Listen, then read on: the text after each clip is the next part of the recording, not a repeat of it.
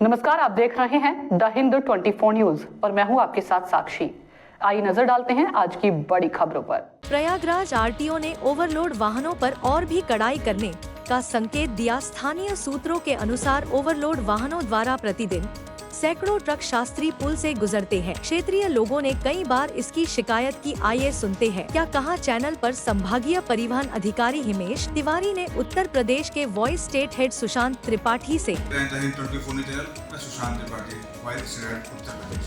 प्रयागराज जिले में है, प्रयागराज के परिवहन विभाग में है, जहाँ मेरे साथ से हैं संभागीय अधिकारी हिमेश तिवारी जी और साथ में संजीव गुप्ता जी। तरह के सवाल हैं और तरह की बातें होंगी।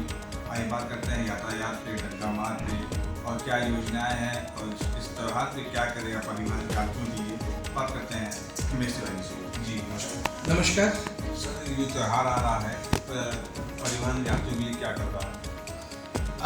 हम लोग यात्रियों के लिए सबसे पहले तो जो रोडवेज की बस सुविधा है उसको सुचारू और उसको कोऑर्डिनेट कर रहे हैं कि वो अच्छे से चले और उनकी बसों की पर्याप्त संख्या हो। जहाँ भी लोड फैक्टर कम है वहाँ से जहाँ लोड फैक्टर ज़्यादा है यात्रियों का मूवमेंट है, उस तरफ बसों को डाइवर्ट करने के लिए कोऑर्डिनेशन है। तो आपने यात्री बसें लगाई हैं क्या त्यौहार के मतलब? नहीं, हमें बसें नहीं, हमें कोई बसें अगर हमसे कोई विशेष रूट पे चलने के लिए कुछ परमिट के आवेदन करेंगे तो हम उनको परमिट देंगे जी। लेकिन हमारी तरफ से कोई विशिष्ट तौर पे बसों की व्यवस्था नहीं की गई है। जो हमारा सार्वजनिक संचालन बसों का होता है वो उत्तर प्रदेश राज्य सड़क परिवहन निगम द्वारा किया जाता है।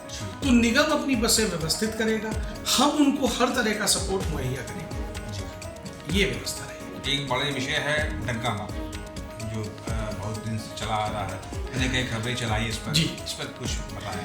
देखिए, डग्गा मार शब्द की जो उत्पत्ति हुई, पहले आप डग्गा मार शब्द समझिए। जी बताइए। डग्गा मार बेसिकली एक वर्ड था, एक शब्द था डगर मार।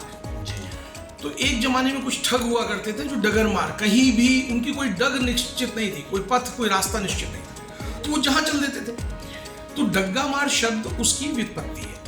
अब देखिए, जिनको हम डग्गा मार कहते हैं, दरअसल वो ऐसे वाहन से अभिप्राय होता था जिन पर कोई परमिट नहीं होता था और उनमें यात्रा करने वाले यात्रियों को परमिट न होने के कारण जो भी शासकीय सुविधाएं उनसे वो वंचित होते थे। किसी दुर्घटना की दशा में उनके बीमा क्लेम होने में कठिनाई हो सकती थी। उनको जो सरकारी इमारत दुर्घटना में घायल या मृतक होने पे मिलती है वो नहीं मिल सकती थी उनके परिजनों को।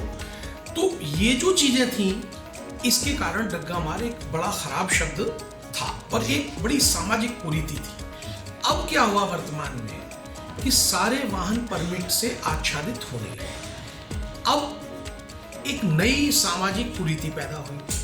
परमिट से जो आच्छादित वाहन है वो कॉन्ट्रैक्ट कैरेज के हैं, ऑल इंडिया टूरिस्ट परमिट या ऑल यूपी टूरिस्ट परमिट से आच्छादित है। लेकिन कई बार वो परमिट शर्तों का उल्लंघन करके यदा कदा यहाँ वहाँ की सवारियां भी चढ़ाने लगे।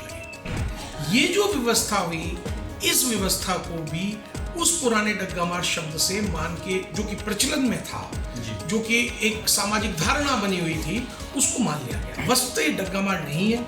इन्हें बेहतर होगा कि हम अनधिकृत तौर पे संचालित वाहन कहें।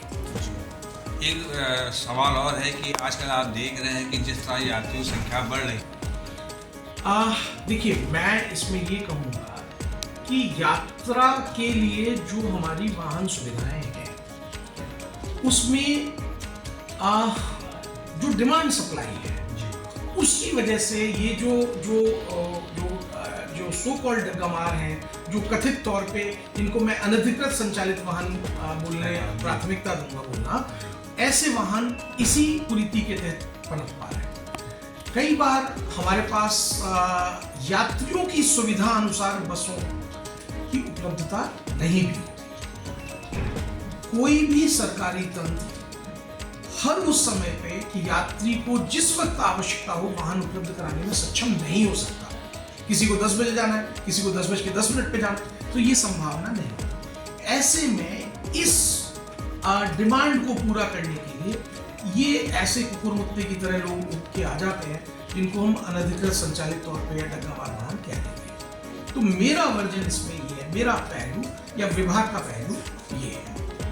एक है कि जैसे अनधिकृत वाहन चालक हैं, वाहन स्वामी हैं, इनके लिए शासन से कोई ऐसा कोई प्रस्ताव है कि ये आपके परिविभाग में सम्मिलित हो जाए? देखिए, शासन ने बहुत अच्छी पहल की है, मैं इसको कैटेगोरिकली मेंशन करना चाहता हूँ। अभी हम ये प्रयास कर रहे हैं कि हमने पायनियर तौर पे पायलट प्रोजेक्ट की तरह 2 रोडों को चिन्हित किया है, जो जैसे प्रयागराज से बनारस, जो हमारा वाराणसी मार्ग है वो, और प्रयागराज से प्रतापगढ़ मार्ग, इस पे काफ़ी वॉल्यूम में ट्रैफिक रहता है, काफ़ी संख्या होती है यात्रियों की, दैनिक यात्रियों की भी संख्या होती है। बहुत सारे लोग हैं जो प्रयागराज से प्रतापगढ़ नौकरी करने जाते हैं या प्रतापगढ़ से। देखते रहिए द हिंद 24 न्यूज।